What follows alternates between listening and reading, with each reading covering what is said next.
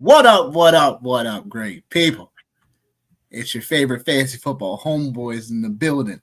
One more time.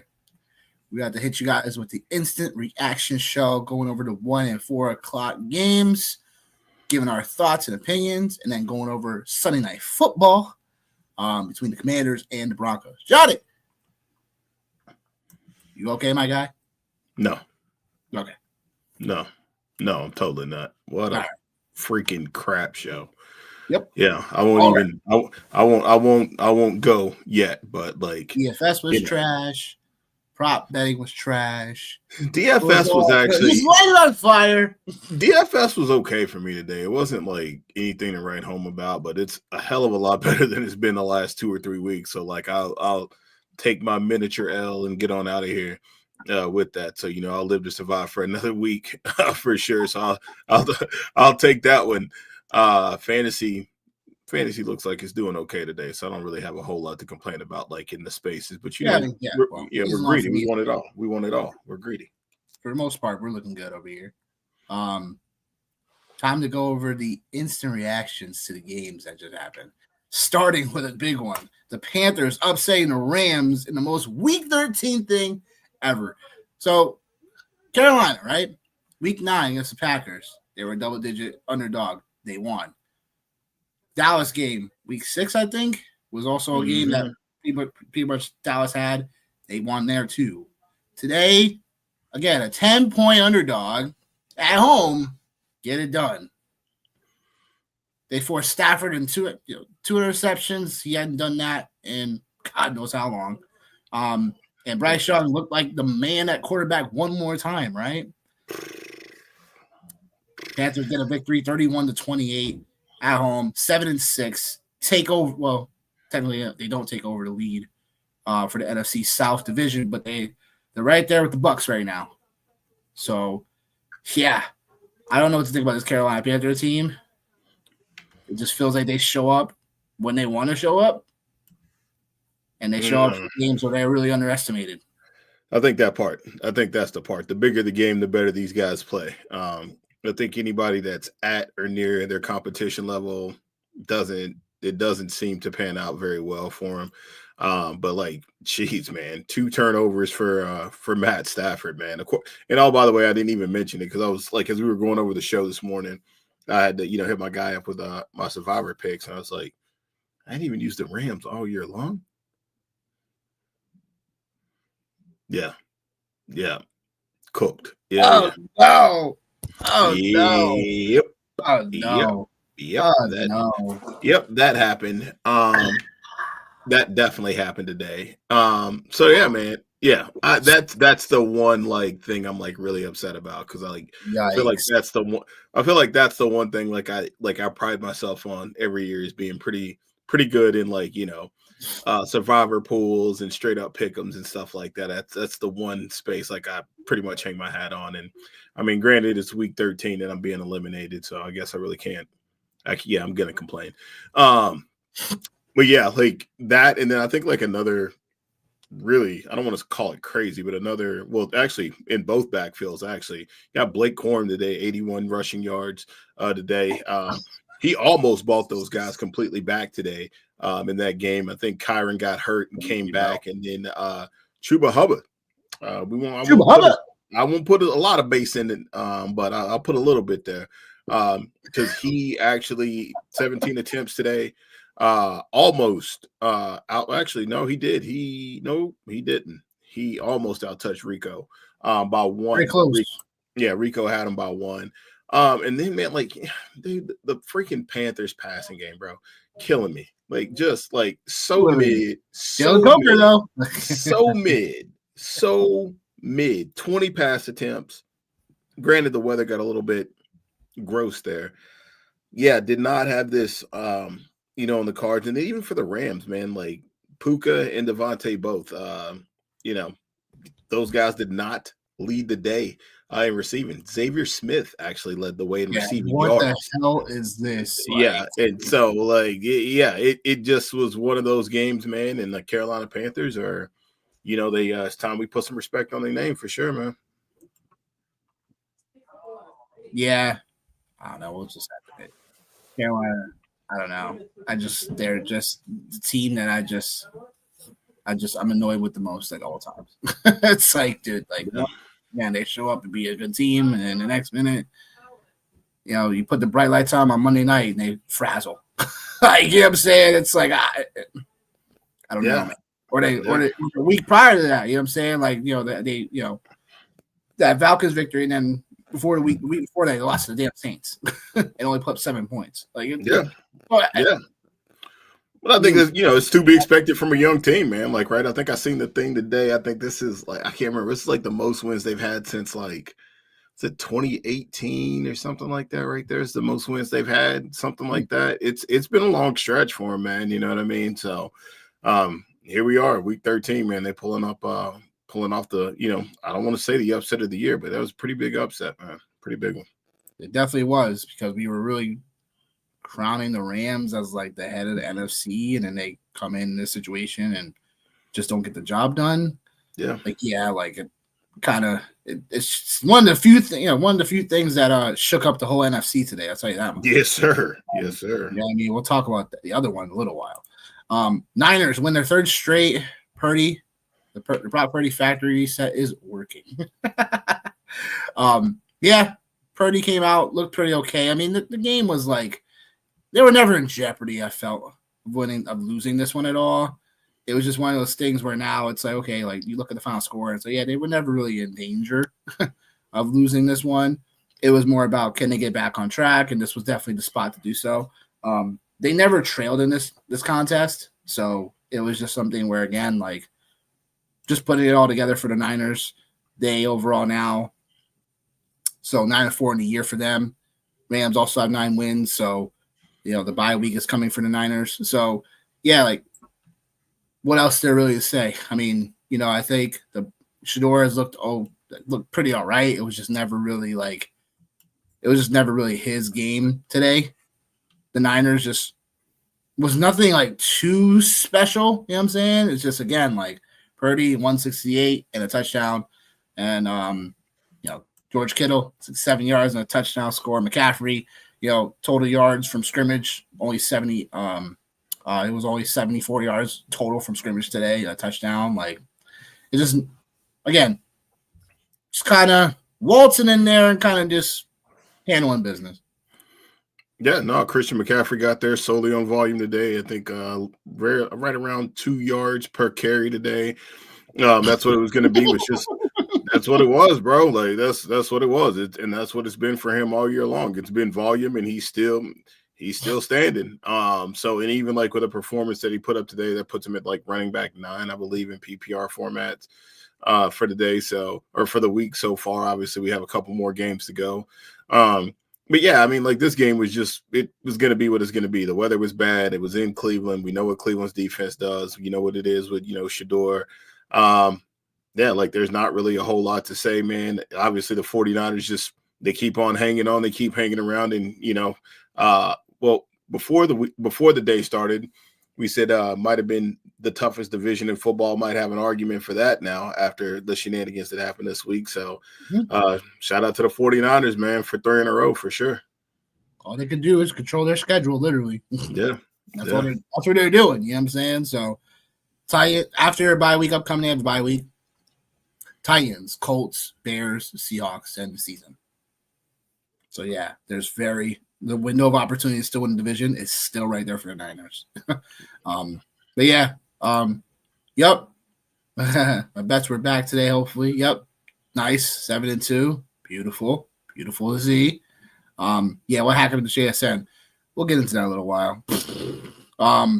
Props, yeah, they were hitting. There were some that hit, and then other, like, good amount of my singles were hitting, and then some of the core bets, man, it just, I don't know. Last couple weeks for the core bets have just been not hitting, for whatever reason, whether it be injury or just underperforming. So don't worry. I'll take a look back at that in terms of getting back on the wagon. We got a few more tonight, and we'll have some more tomorrow, of course. So we'll get right back to it. But moving on to another division game, rent-free living for the Texans versus the Colts. talk about all coming together for the same cause, right? We all said the Texans 3.5, and then we dropped the 3, whatever. It didn't matter. Texans went out, whooped ass today on the road, 20-16. And Stroud didn't look like his so-called best, but it was enough to get it done. Again, this Texans defense, just something to definitely it's going to be a vaunted one. I'll say Daniel Jones threw a freaking dime. He threw a dime pass to Alec Pierce for a touchdown. I was like, whoo, wow. It's like, I wish we got a little more of that today for them because they needed it. But I don't know. I mean, look, Jonathan Taylor doesn't score a touchdown for the first time against Houston, God knows how long. But still, obviously, had a solid game. But it was still, again, not enough. Houston, again, took care of business in this spot. They are now, Jaguars now lead the division technically. Based on this win for the Texans, and Texans are now a game back from the division between all three of those teams, between the three teams. Do you think the Colts are going to collapse down the stretch? I don't know if necessarily collapse is the right word to use. I think this is just schedule, man. Yeah, in health, that's the other part of it. I mean, the Colts, there were this game. This game could have went either way, for sure. So I don't think it's a collapse thing, for the Colts. I think they still, have a shot to get in. And then when you look at everything that's going on around the AFC, with just the uncertainty, even you look up top, with Denver and, New England, those are the two, unsexiest top 2 teams I think we've had in the AFC in a long time. We talked about it this morning, with the Chiefs, and then everything else, the Chargers, the Steelers, the Ravens, the Bills. I'm not going to call it collapse. I still think there's a ton of time left for the Colts even to get in as a wild card. As far as the game goes itself, Nico Collins today, over 90 yards today receiving, so that was good. Yeah, that was good. Obviously, if you have him, if you have him in fantasy, that was really good. JT obviously didn't find the end zone today, but still had a really good day for sure. Woody Marks, aka Aaron Jones, doing his best Aaron Jones impression. Literally leaves every game, and I can't even believe the guy that was Aaron Jones wasn't even hurt that much last year. You're right, he wasn't, but he did give the Irish goodbye multiple times in games for sure. So but either way, man, Woody Marks was back. He came back in the game for sure. JT, man, he was super helpful in the Scott Fishbowl world today, man. That was definitely that was not bad. But yeah, man, just like we called it with the Texans for sure. Daniel Jones, though, man, honestly, for him to be out there on a fractured fibula or whatever the case may be, that's definitely a solid performance, man, for sure. 101 QB rating today. Like I said, and again, against one of the, some might even say the best defense in the league. So, I don't have a lot of shade to throw at that team or anything like that. And then we didn't even talk about Tyler Warren today playing out there with his, sickness or whatever the case may be.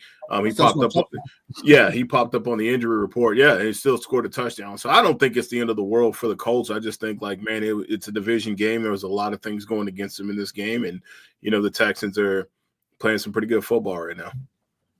Jaguars at Seattle. Ran. Jags again at Houston. Last game of the season. They're in playoff mode right now. Every single game's a playoff now for that point. Yeah, they're in playoff mode. Whatever team they face down the stretch in that one is going to be pretty much. Yeah, now it's not division, but they're going to potentially decide their fate for the wild card. So that's why I was saying that. I was well, I'm not predicting a collapse per se for the Colts, but this was a game that. Oh yeah, that's right. I remember now. Yeah, wanted to really have. So that, when they face Houston last game of the season, it's you have a little bit more of a leg up against them the next time you see them. But this is now a situation for the Colts where you're fighting for your own survival for the playoffs now, moving forward down the stretch. Because even if you beat Jacksonville next week, still got to see them again in a couple more weeks, and then you still have to see those NFC West teams back to back. So who is in their own division race too. So it's going to come down to who's going to want it most, I guess, down the stretch. Especially for these Colts. But speaking of the Jags in the same vein, we know they beat the They beat the bricks off the Titans. Not too surprising. 25-3. Not too much really to talk about here. You know what I'm saying? In my eyes, like your boy Trevor Lawrence did his thing today, though. 229 passing yards, 2 touchdowns. Excuse me. And then 25 yards on the ground. Jacoby Myers, though, 6 catches, 90 yards, and a touchdown. Is he the new Jags wide receiver 1? Yes, we will find out. Parker Washington left with an injury, didn't return, so that sucked. But I'll say this: Brian Thomas Jr., boy, 2 catches, 28 yards. He's dead to me. He's dead to me. He's dead to me. Like, yeah, like he's on the band parlay list. Yes, yeah. He so is. Next year, the only way I'm drafting him is if Mac Jones is the quarterback. That's it. Is he your new Dameon Pierce? Every year I have one, but thank God I don't have him like everywhere like I had Dameon Pierce those years. Like, thank God. Like, my everywhere picks are actually pretty, like, actually did okay with my everywhere picks this year. But like, Brian Thomas is banned for me because like he's pretty much the reason why I'm not going to make the playoffs in my home league, which is like makes me physically ill. Well, I bet it does. Yeah. I bet it does. Yeah. But no, like then Travis Etienne didn't do jack squad today, man. Like that was one that hurt me, man, in the DFS side of the world. I bet. Yeah, it was that one. That one definitely hurt, for sure. And then obviously just like the Titans just overall like not doing anything, like having a couple of run back options. Obviously with a couple of the Trevor Lawrence stacks that I had today. Yes, it is never very helpful if the opposing team only scores 3 points. You can almost rest assured that's probably not going to be pretty good. So, but yeah, like the Jags, man, like we talked about, man, like, hey, like now all of a sudden here they are sitting in this situation and, a better real life football team than they are for fantasy and stuff. So, yeah, like AFC South, man, that's why I said, like, we were talking about the NFC West, and like when the season started, it was like, you could make the argument that the AFC North was the best division in football, and now it's like, no, it's like it probably had literally flipped up on its head upside down. The AFC South is looking like the best division in football right now, which is crazy, but that's where we're at, man. So yeah, and then the crazy part about the Jags too is like, obviously, like, no Travis Hunter, man. So like this is like we still might just be scratching the surface of things, man. And I think like to put it in perspective, like a lot of this too, man, is coaching, right? So it's a good situation for the Jags to be in, man. And it'll be fun to watch from a distance for sure, unless they play. Well, never mind. It'll be fun to watch from a distance. Cardinals fought, the Bucs won, and that's it. Yeah, tough game, between these two. Bucs cover, so that's a good thing. And still, technically, because the Carolina Panthers are going to be on bye, still lead the division heading into the back end of this week and going into next. Bucs get after this after this victory. They get the Saints, the Falcons, the Panthers, Dolphins, and the Panthers. So it'll be a 2-horse race between those two guys for the division crown. But yeah, Cardinals, fought hard. Brissett over 300 yards passing. Marvin Harrison, he played the game, then he left the game, but 6 catches, 69 yards. Does McBride things. And then it was a sprinkle everybody else. Tampa, my boy Bucky is back. Bucky Irving is back. 17 carries, 61 yards, 1 catch, 20 yards, and a touchdown for Bucky today. Feeling good about that. You didn't know what to expect. Like we were saying, we didn't know what to expect for volume, right? We didn't know what to expect from Bucky today. No. If you had him season long, you had to start him today, in my opinion. DFS was just something where I was like, well, depending on the format, it was 7K. I mean, he's probably still got a decent, outing out of him today, but it wasn't like the ceiling. So, but anyhow. Yeah. Moving forward to Bucks, what do you think about these guys overall? You think? Oh, I think I've always been a Bucks fan, man. Yeah, I've been a Bucks fan. Like I said, like since Baker Mayfield, since he left Cleveland, I'm okay with him, man. Like, I'm okay with him.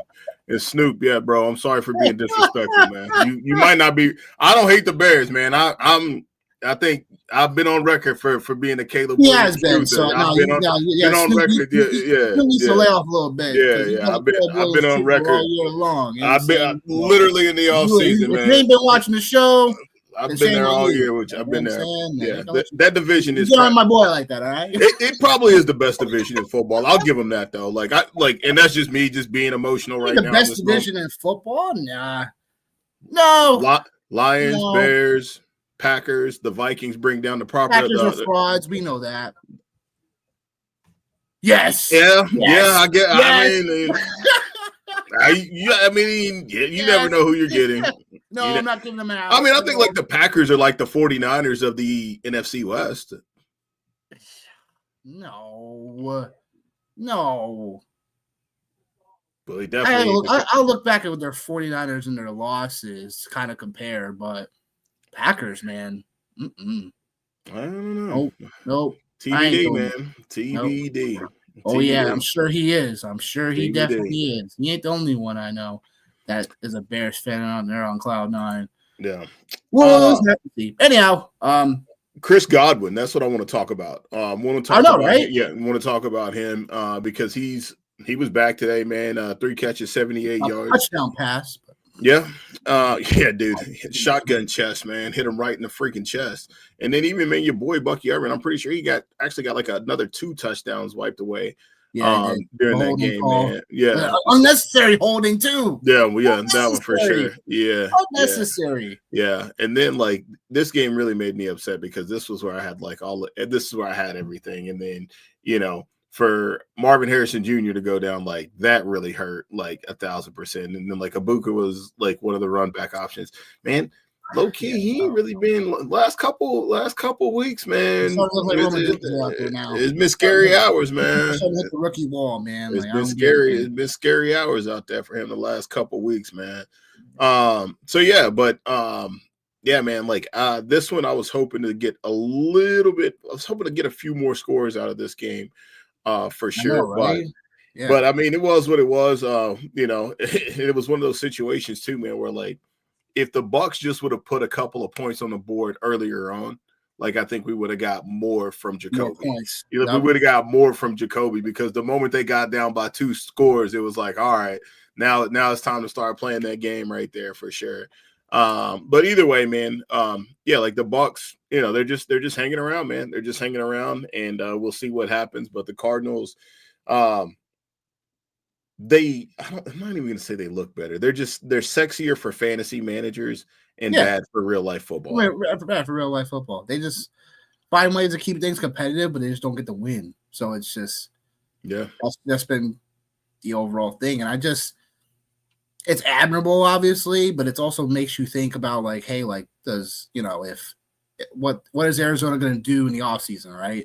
What's Kyler Murray going to do? You know what I'm saying? Because is he coming back at all? Is it really just now Brissett's job? Because Brissett, to me, has not been worthy of losing his job whatsoever.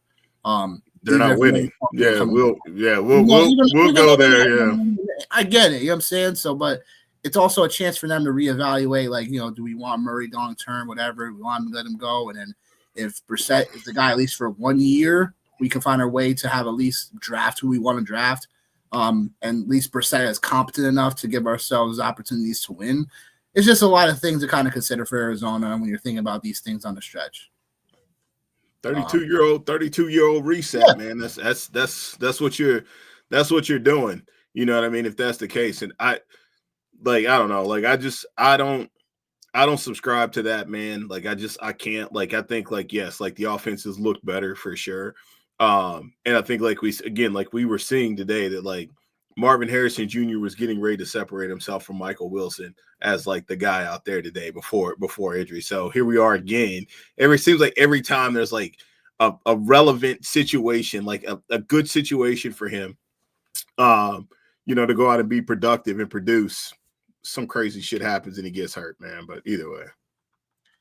Yeah, it is what it is. Yeah.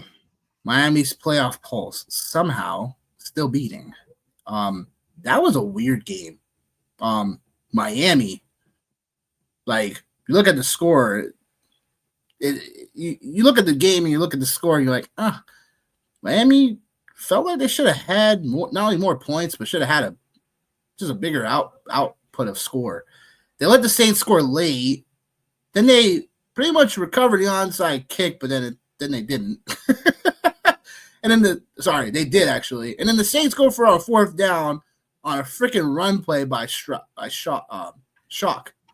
and the game's over. It was all weird from the start. But Devon Achane, baby, 22 carries, 134 rush yards, baby. Like, woo! And a touchdown, by the way. Woo! Devon Achane. I tell you this much though. Yeah, Miami's playoff host, holding on by a freaking yarn string, basically. Like, you know what I'm saying? That's not very stable. 257 pass yards. Not gonna get it done, yo. That is trash. Got the dub, man. That's all that matters. Yeah. That's all that matters, man. That's all that matters is they got the dub, you know. Survivor advanced bullshit. Yeah, I get it, but I'm just like, it's still like, come on, man. Like, well, I mean, hey, crazier things have happened. Miami, they have a shot. They have a shot. Jets next week. Jets next week on the road. Your Steelers Monday Night Football in 2 weeks. They get the Bengals, the Bucks, the Patriots.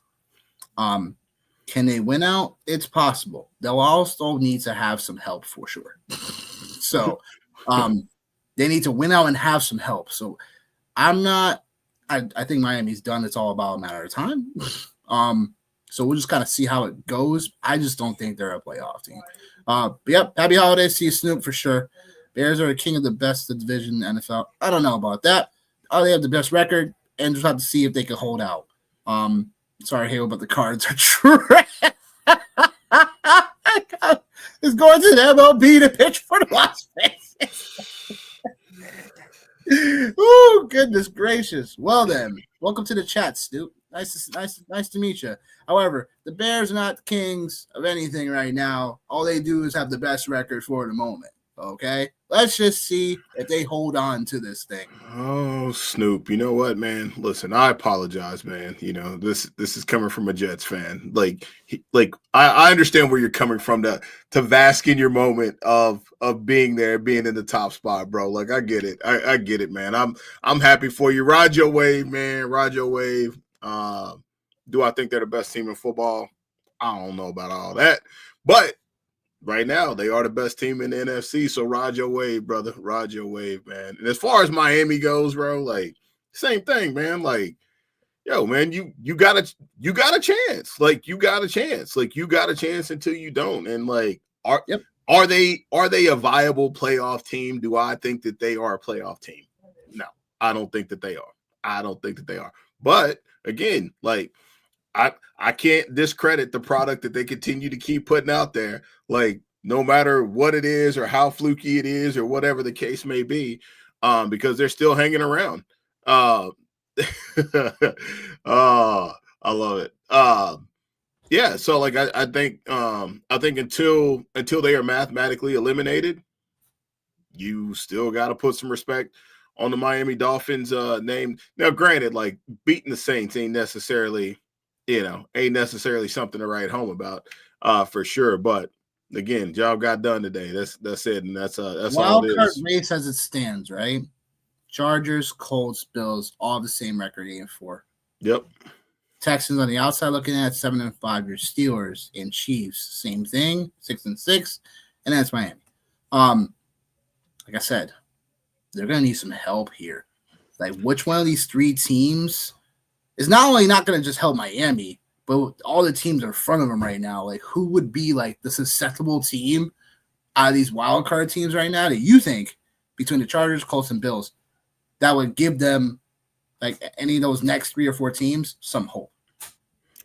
I think the Chargers could be one of those teams. Like, they just happen to that. Yeah, they just have the Colts. Yeah, the Chargers, the Colts, the Steelers. Like, Like, it's again, like, it's not over with, man. Like, it's not over with. And like, we've seen crazy, and trust me, I'm the furthest thing ever in the history of the United States of America from a Miami Dolphin fan, like, for sure. But yeah, it is what it is. Well, Nick Fitzpatrick took a 2-point conversion. Yeah. Oh yeah. No, I was there for it. I seen it all, man. Yeah, I seen it all. I know the season is over though. It can't tank correctly. It's a goddamn Jets. Win a game that you didn't need to win. I'm sure people are fighting for their jobs. You can tell whatever excuse you want to bring. 27-24 victory in a game where Bijan Robinson, boy, he was definitely him, though. 193 total scrimmage yards today and a touchdown, but also your boy Algier gets a touchdown here as well. Kirk Cousins, he looked okay. You know what I'm saying? 234 yards passing. And they only took 2 sacks, but still found a way to lose this game. On the other side of it, like Tyrod Taylor let a money shot. A money shot to Adonai Mitchell, like 50-something yard, like touchdown, like bomb. It's like just put it up there, like Mitchell, like the defender, like he's up there. Defender literally just slips off of him, and Mitchell just catches the touchdown in the end zone. Like, I thought that was pretty much the difference in the game in general. But Breece Hall, 68 yards rushing, and I'm wondering, like, hopefully down the stretch, he scored a touchdown too, but I'm wondering, like, hopefully Breece Hall, if you have him down the stretch, like, he's able to still do something productive for your teams. The Jet schedule is as goes for people who are in the playoffs that need at least Breece Hall to go off. Like Miami next week, the Jags, the Saints, the Patriots, and the Bills for Week 18, but we won't really care about that from a fancy perspective. So, feeling good about Breece Hall down the stretch for your teams. Think he'll provide some good value. Same thing with, Bijan Robinson obviously will, but it's more about Drake London will be coming back hopefully in the fold next week for them and anyone that has them. So, maybe he does. Maybe Drake London does come back next week. Maybe he doesn't, right? Like, it just depends on, like, again, like, is there any real reason to rush him back if he's not 100% healthy, which I think is always, which is always just kind of like, the thing anytime, like, you're dealing with injuries, you know what I mean? Like, that's always just something to be out there.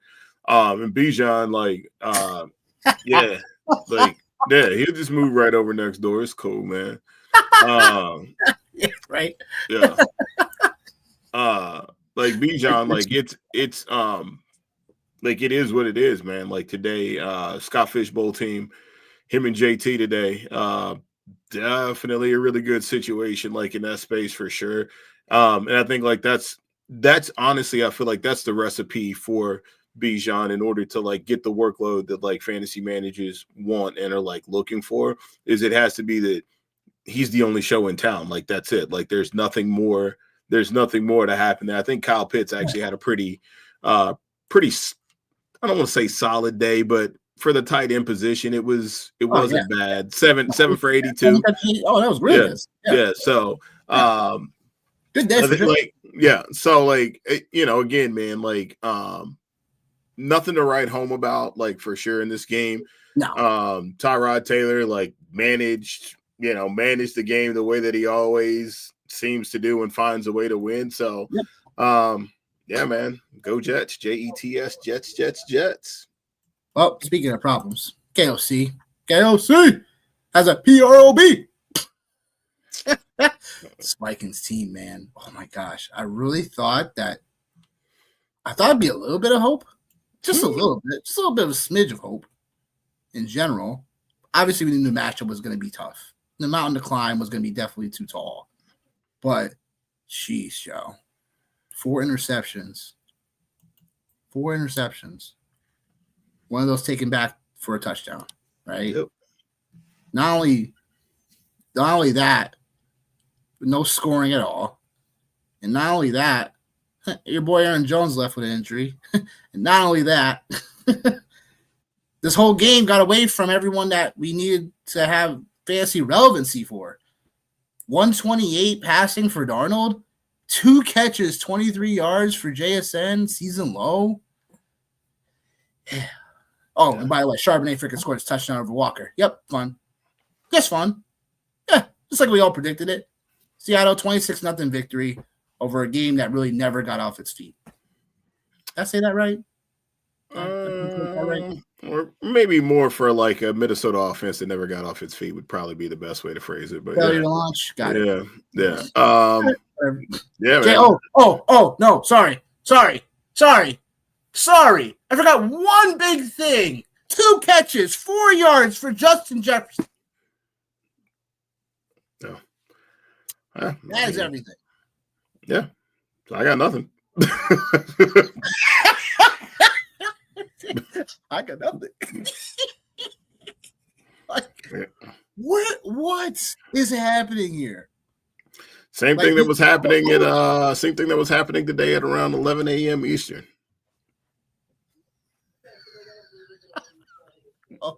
Like just like I told you, like you could like plead to the fantasy gods all you want and rant and rave and complain and whatever.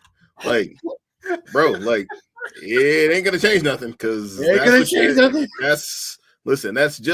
is just a name on your screen now, brother. That is just a name on your screen is Justin Jefferson. Dang, man, that's wild, man. Yep. Well. Anything else to say there? I mean, literally, there's nothing else to say. Like, there's nothing else to say. Nothing else to say here. Seattle situation. Falcons, the Colts, they get the Rams, the Panthers, Niners last game of the season. Besides probably the Falcons, everything else is playoff viable. So I mean, about to see how it all shakes out. And I look forward to seeing how it all shakes out, honestly. Like we said, the NFC West Division is always going to be one. It's going to come down to, it's going to be a dogfight to the end. So we'll just find out how that goes. Raiders, you guessed it, still a shit show. Yep. 14 points on the board today, though. But look, Chargers, 31-14. Kamani Vidal, 25 carries.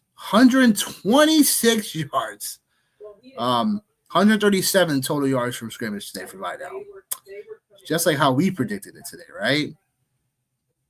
Herbert was like off and on injured in this one, I think. I think Trey Lance came in. I saw like for a play or two, whatever, with the finger. So maybe we see how that's going to shake out. I don't hear any. Did you see any news in regards to I think I saw I think he's uncertain and missed some time. I think I saw a report for. Yeah, it was like a hand injury. I think is what it was. I think it was to his non-throwing hand. Is what it was. But I think this is just par for the course with Herbert. Like this tends to be like how he tends to end up like navigating through the season. Like he's always some knick-knack he has. He's always one of those QBs that's always playing with some type of injury for sure, which really doesn't like. Externally, like when you look at him, that doesn't like fit the build or fit like the MO when you look at him like externally. But he's a tough guy, man. And then like just for the game overall for for the Raiders, shit show, like literally. Just like we talked about. Powers 2 touchdowns though. I mean, I'm glad you can find the highlights, man. Because the only thing I'm looking for is the lowlights. And there's a lot of them for the Raiders. I mean, Ginty did have 6 catches today for 30 yards. That was one of the things you were talking about was his work in the passing game. So he did have that for you. So he did get to double-digit points for you for sure. Kind of reminds me of a modern day Steven Jackson, just to kind of go like way back in the day. Just double-digit points, nothing more, nothing less is really what you can expect from him. Lad got on the board today, which was cool to see for sure. But no, didn't get the prop, fortunately. Yeah. But like not a lot of volume. And then the 59-yard run for Vidal was really what set everything off, man. And then QJ, man, I know a lot be relevant. Yeah. I mean, but he's got a role, man, and it's the role he's had has been what it is, man. He's the red zone guy. He's their red zone guy, and Gatson today for fantasy managers, not a lot.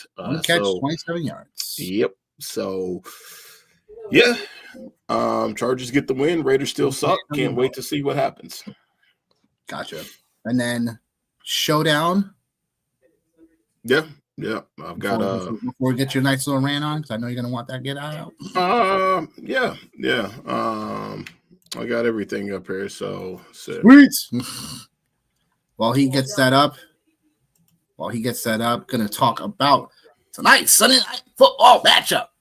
Broncos getting 6.5 as a favorite, going on the road to Washington, take on these Commanders. Come off the bye in this spot, over under 42.5. No Jayden Daniels in this spot, obviously. And I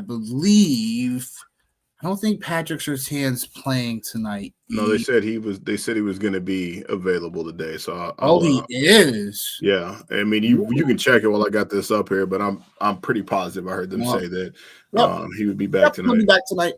I just wanted to be sure. So that's big. That's definitely big. So Patrick Surtain playing tonight, that's gonna be a big thing. So I mean, look, it just comes down to this: like, do we expect Denver to pretty much win? Yes. Like, do we expect them to cover on the road? Possible. This Denver defense is still very vaunted, and now they get the best corner in football, Patrick Surtain, back. So yeah, I mean, look, I think Denver's going to win this game. They should cover. The over/under is where it gets tricky. How does the Commanders find ways to score tonight? It'll have to be a little bit more methodic. It'll have to be a bit more slow down. So that's where I guess in this spot, like, it comes down to, Terry McLaurin's playing, but I don't think he's going to have enough of a usage tonight to really warrant him for anything across the board tonight. Just kind of wait and see approach. What are you saying, though? Yeah, like I don't see. I'm trying to figure out a way, like, the Commanders even are able to keep it close. Like, kind of the Hayward's point, like, because I think this is Broncos all day long for sure. Don't matter if they're at home. Not only the best corner in football, but the reigning defensive player of the year. Getting him back. Again, without Jayden Daniels, right? Like, just a lot of, like, can't really find a recipe for that. But the Denver defense didn't play for captain tonight. I was thinking RJ Harvey is what I was thinking about. No, it's fair. No, you'll probably coordinate those up. But I was saying, like, you think the Denver defense is definitely a spot that we can get different as tonight? I think they're gonna be played for sure. But like, I don't love them at captain. I think, like, this is a game where if Sean Payton can, I'm going to play both of the running backs. I'm going to play. I'm going to get started. I'm going to go ahead and get started then. So I'll go ahead and take RJ Harvey at captain. Yep. And then, right. Yeah, and then McLaughlin as the other running back here. So that way, because that's the way I think this game is going to go. I think, like, they're going to be able to run the ball, and even if not, I think, like, Washington is just not in a good space right now. Like, they're not in a good space, like, at all defensively, or even offensively, right? So I just think, like, this is a spot where, like, you can build some confidence for RJ Harvey, right? And get him into a good space. So I'm going to go there. And then I'll definitely go Washington defense if I can find them on here. There we go. Washington defense. So I like that start right there. And that gives us, like, a lot of money to be able to do a lot of different things. I say Washington defense. You mean Denver? Yeah. If I said Washington, I meant Denver. Yeah. So it gives us the ability to do some different things. And then it's just a matter of, like, do you want to go Bo Nix, Courtland Sutton, or Troy Franklin as one of the other pieces here in this game? I could definitely make the case for Bo Nix simply because definitely Bo Nix. Obviously, like, a lot of things, but, like, there's also a space too where, if you told me he went out through for 220 yards and 2 touchdowns, I would also believe that as well. And if you told me he had 1 or 2 interceptions, I would also believe that as well. So here's where I'm struggling tonight is Debo or Zach Ertz. But the only way I feel like Washington finds themselves in competitive mode in this one is by checking it down. And the short area targets is Debo and Ertz. Like, maybe we'll get a flash from McLaurin tonight, possibly, but I think that's just the only way how you can attack Denver tonight and attack it methodically. And I'm also thinking about Jordan McNichols. So Any thoughts to that? Definitely pass catcher for sure. Like, I think just trying to figure out like which one it would be. I mean, I guess it would be Debo would probably be my preferred option, I guess, for like from the Commander side of things. I don't like any of them, like just in a vacuum. Like, don't like any of them, but like obviously you got to play somebody tonight. So you could go that space for sure. So you go Debo. And then like obviously you have 8,800 left. So if you went Knicks. And then there is, I would either go Knicks. After going Knicks, I would either go Pat Bryant or maybe even like I guess not even Marvin Mims. But Mims, Pat Bryant, or Will Lutz would be like that's kind of where my next thought goes. Okay. Or maybe, that would be where my next thought goes, is there. So I don't know what you think. Pat Bryant's been pretty solid here last couple of weeks. We know what Marvin Mims can be. This could be a space where, he could absolutely light up a single game.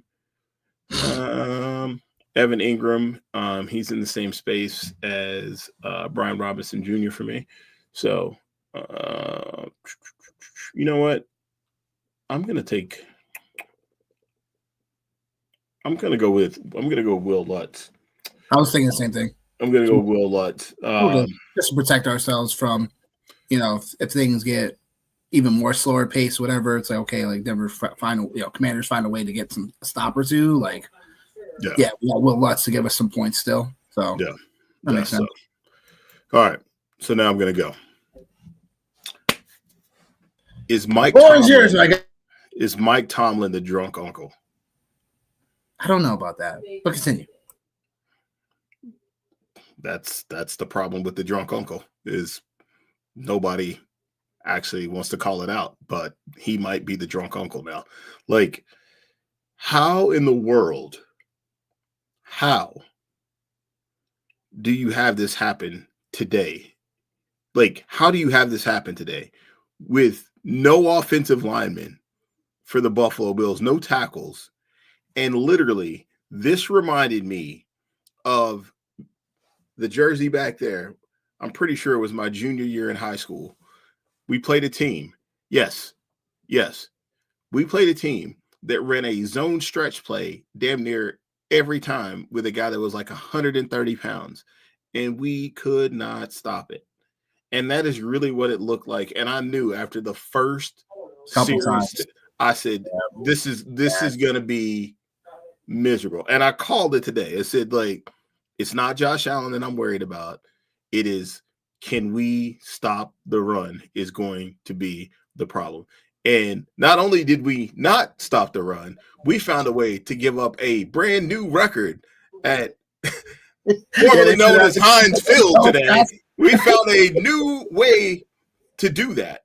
And all I could think about was, like at the end of last year, like the playoff game when Mike Tomlin's like, like after, you get kicked like that by a guy like, Derrick Henry, you go out and you fix your defense and, this, that, and like then we go out and then we get throttled by a guy that weighs 200 pounds soaking wet. Probably 8 pounds of it is all hair. And he just gashes us. And then I love Cam Hayward, right? I love Cam Hayward. But why are you talking trash to Josh Allen? Why? Like, and then DK Metcalf, bro, what are you doing? What are you doing? What are you doing? Like, no, like what they need to do. And what they need to do. And I never in a million years, would ever think this or say this out loud. But I'm going to say it tonight. They just need to tear the whole shit down. They need to tear it all down. They need to tear it all down. They need to tear it all down. Watt, get him gone. Cam, get him gone. Coaching staff, get him gone. Like, they just need to wipe the slate clean.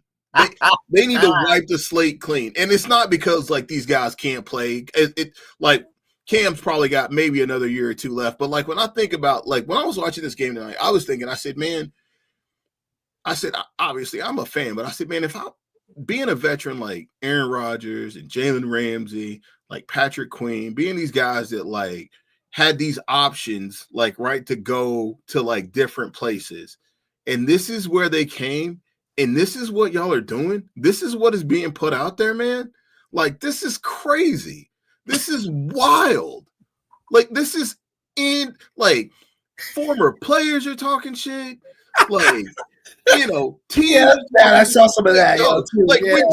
When teams are mocking your scheme, like, again, Mike Tomlin, leader of men, yes, but like, just because you are good in one space does not make you great in another space, man. And like, that just got me thinking about like all the people that he's had that have worked for him as coordinators, and kind of how that's like Bruce Arians, right? Like Bruce Arians, like he won a Super Bowl ring with Tampa Bay as the head coach, and like, but you let this man leave. Like, you had Brian Flores, almost won one Larry Fitzgerald, right? Dog, like you've had capable and competent people, and then you put incompetent people in these other spots, and then justify whatever the hell it is that they're doing, or whatever in the hell scheme it is that you got cooked up, and it don't even work. And then you just keep getting like all of these big name brand players, which makes the situation even worse. It's just like I said today, like with Justin Jefferson. It'd be different if like everybody else around him was killing, but he wasn't. Like, there ain't nobody doing jack shit for the Steelers, man. There ain't nobody doing jack shit. The offense sucks. Aaron Rodgers is 42 years old. God love him for trying to come out here and trying to do something. If the season was 6 weeks long, hell yeah, we'd be a playoff team. But man, yeah, like, oh yeah, we beat Cincinnati the week before. All right, cool, man. We beat Cincinnati with another 40-year-old quarterback. Dope, bro. That's a sick story. We're taking every single freaking New England Patriot that sucked, that Mike Vrabel had enough sense to cut, and putting them on our team now. They're actually playing well. Probably because they've actually been coached 2 years before that to get over here to have an idea or a concept what the hell is going on. Like, it just blows my mind. And I'm not even like frustrated. I'm not frustrated at all. Like, why would I be frustrated? I'm not frustrated with them. Like, this is what it is. And then, like, to boot, like, this is the one time now that they actually have a shot. Like, they have a shot to win the division with a gimpy Joe Burrow and a gimpy Lamar Jackson. And this is the shit that they put out there. And the Browns, God only knows what's going to happen in that situation. Because I tell you what, for as much as I love Mike Tomlin, if they go out there and lay eggs against the Cleveland Browns, it's over, man. Like, it's over. Like, everything I seen tonight, they were like, oh, man, like on X, they were like, oh, like, the fire Tomlin chants are coming. And dude, I have defended Mike Tomlin to the highest heavens, man. Like, for sure. But like, bro, like, it's like, come home, man. Like, what are we doing, man? Like, what? Like, morale has got to be like at an all-time low. Like, at an all-time low. Like, there ain't nobody. Like, there ain't nobody that's got to be proud. It was definitely bad. There's nobody that can be proud to wear their uniform or proud to be associated with that. You know what I mean? Because like, the Steelers is a fan base, or a proud fan base, always like, and like, man, like, if I run into a Steelers fan every now and then, man, we're like, all right, it's but like, we're realistic and like, we know who we are. This sucks, bro. Like, it sucks, man. It sucks. And these are the weeks that I'm actually glad I play freaking fantasy football, because otherwise I would be 50 times worse than I am right now. Oh, yeah. Old man rant, done. Going back to the game, we both had the Broncos to cover. You have the over-under? You like the over? Like the under? Doesn't matter? I'm hoping the Broncos just kill these guys early so I can actually go to sleep. All right. Perfect. Well, to the prop shop we go. Got 3 tonight. Bo Nix over 226.5 pass yards. Commanders 31st against the pass. Opposing quarterbacks average 250 yards passing. So this should be a spot where Bo Nix, we hope, gets this line a bit earlier than expected. Zach Ertz, 4 catches. He's been the safety blanket for Mariota since he's been the starting quarterback the last couple of weeks. He's had 5 targets at least in games where Mariota has started. So I do like the 4 catches. He's just a safety blanket, safety valve. I like Debo as well for 5 catches. But also that's just kind of unofficial because again they kind of cannibalize each other in terms of where how they overall catch the football in the same area of the field. And lastly, Courtland Sutton. I expect a bounce back spot for him tonight. Same thing when it comes to the matchup. Like Commanders, they've just been trash against the pass all year long. Him and Troy Franklin, like they have the same line tonight. I'm just gonna go with Courtland Sutton. I think he's a more big play guy. They'll need a few of those tonight early on to overall get this win in Washington. So that's what I got for the prop land. How do we feel about Kyren Williams rest of the season? Good question. I mean, he was kind of banged up. He left the game for a little while and came back in. He got us the prop today. But in terms of how I view him rest of the season, like the Rams are going to do this. Like, I think Corum still has a role, which is good. In terms of, I think the problem with Kyren right now is like there's so many ways it goes wrong right now for Kyren. Because you have Devontae Adams just stealing all his thunder at the goal line. And you have Kyren, Blake Corum kind of coming in and really, he had 81 yards today, but he had 11 yards per carry. So that was like pretty interesting to see. The split should somewhat still be there. Kyren's still going to be the 65-35 in this backfield. But it's more about the problem is like Devontae Adams just keeps on taking the touchdowns away from Kyren. And that's just going to limit his ceiling moving forward, in my eyes. The schedule for the Rams literally is something also we got to pay attention to because for this, like Cardinals next week, so this should be a nice little bounce back spot for Kyren if you have him, especially if you're in the playoff race. Then you have the Lions, the Seahawks, the Falcons for the fantasy playoffs. So they're not the best matchups at all on paper, especially that Seattle one for the semifinal. But if you have Kyren, you're still playing him. If he's your RB2, that's still the sweet spot to have him. If you have him as your RB1, I'd be a bit more concerned for you. But as your RB2, we just need that RB2 to at least get 12, 13 points a game on average. So Kyren still can get that volume on a weekly basis.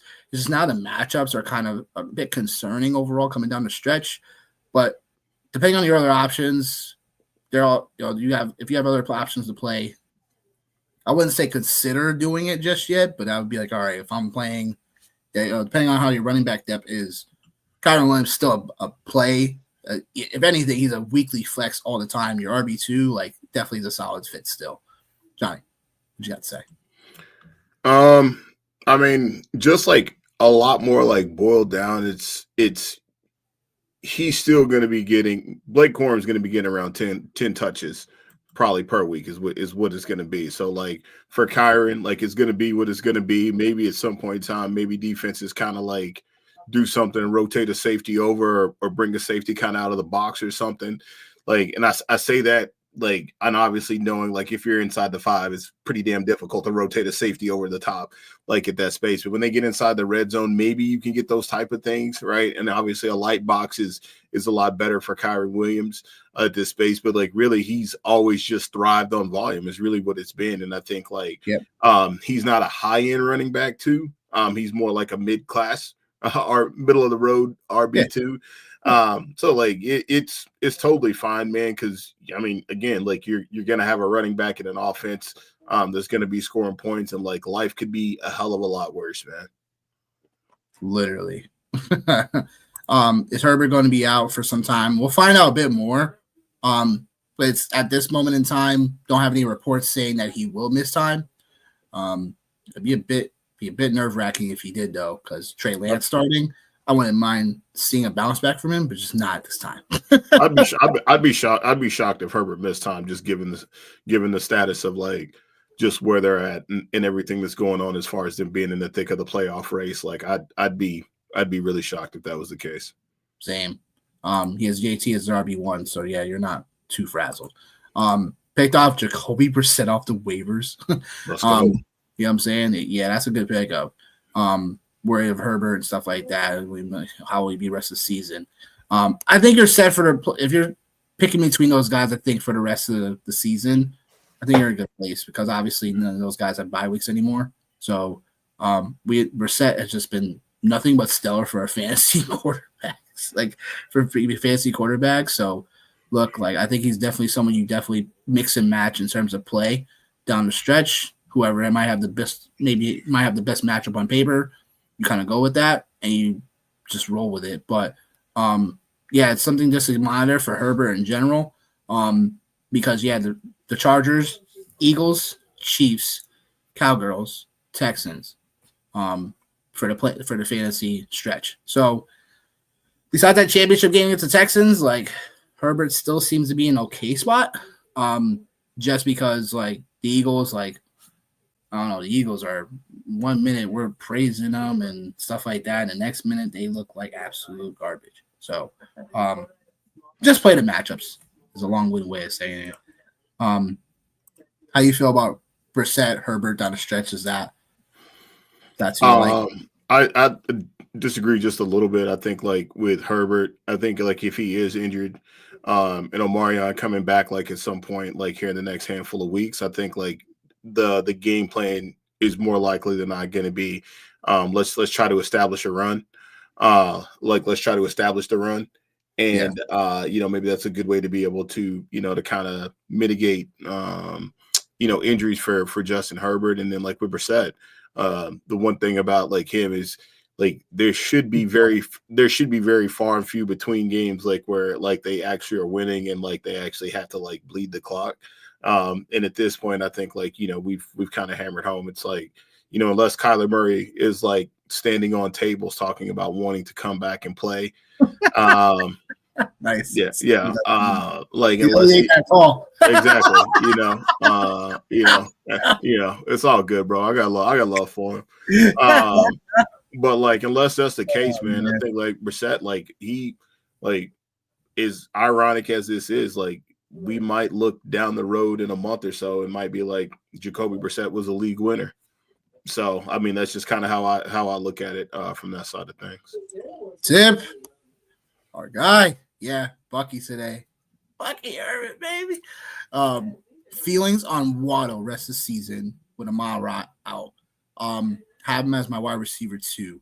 I have AJ Brown. So how do you feel about Waddle rest of the season? The same way I feel about him every week. Like I hate playing him, but I'll play him. Like, I literally hate playing him. I didn't know you hated playing Waddle. I hate it. Like I absolutely hate it. I absolutely hate it with a passion. But like, because I kind of had a feeling like the thing with Waddle is like, you're gonna. I guess you're always expecting like more from him, but like what you get from Waddle is typically like a very solid wide receiver 2 production if things go right. If things don't go right, then you walk away with anywhere from 6 to 7 points. Like, you know what I mean? That's just what it is. Like with Jalen Waddle. I think like Nick already kind of talked about it, right? Just as far as like how he feels about Tua, and I'm not a Tua fan either. Doesn't have anything to do with the fact that they went to Alabama. I promise. But then Darren Waller being back too, so like maybe that helps like open up some things like overall, right? And Jalen Waddle, he's still very explosive, so you could do a lot worse, man. And I think like even with Amon-Ra being out, potentially being out, I think I'd seen something like his next game, even from Thanksgiving, was something like 16 days. Seems like it was too much, but it was quite a substantial amount of time. And like, remember, man, if you watch receivers on Netflix, man, like he was playing through like some crazy injury or whatever. So like, I think like it's an ankle sprain and it's week to week. So. Yeah, I think Amon-Ra, man, like I think he'll be back sooner than what you believe, man, right? Or sooner than what we think.